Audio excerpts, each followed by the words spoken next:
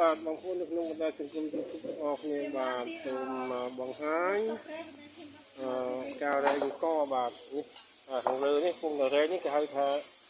ច្រែងនៅធំខាងក្រោមគេហៅចង្អេបាទរែងដើម្បី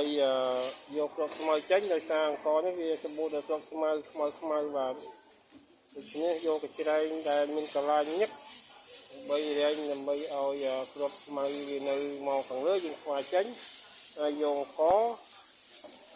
ដាក់ទៅម្ខាងបាទដើម្បីចម្រាញ់ឲ្យកស្អាតគ្រាប់ស្មៅទៅម្ខាងបាទមានបងប្អូនក្មេងស៊េរីក្រោយអត់ទាន់ស្គាល់ចង្អេបាទអាធំខាងក្រោមនេះគេហៅថាចង្អេចំណែកលើនេះគេហៅកច្រែងបាទកច្រែងរែងបាទដើម្បីចម្រាញ់វាគ្រាប់ស្មៅទៅផ្សេងកទៅផ្សេងបាទឲ្យស្អាតក៏មានពាក្យដែរខ្មែរគេថាស្អីគេថាអីគេព្រឹកកប៉ាំងនេះកប៉ាំងនេះព្រឹកភ្លឺស្រង់ដែរឆាប់ស្រីតែលើកច្រែងអត់ឆាប់ទេណាបើសិនជារែងអ៊ំជាងអីបានឆាប់លើកច្រែងរែងអត់បានឆាប់ទេបើជាងអីទេបានឆាប់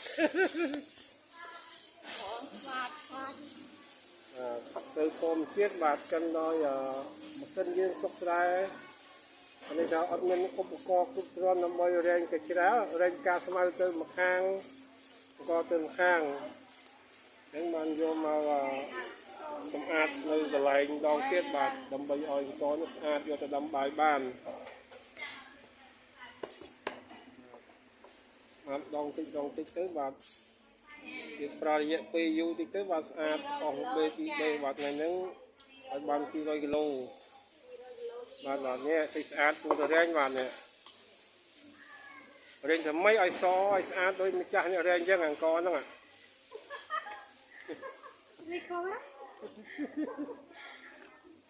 ហៅថាស្រូវការរំដួលបាទទៅរំដួលអង្គប្អូបនៅក្នុងស្រុកកំពង់ស្វាយបាទ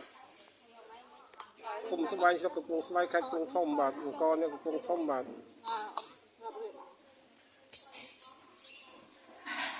បាទវីដេអូខ្លីបាទប៉ុណ្ណេះបាទសូមអរគុណសូមជម្រាបលា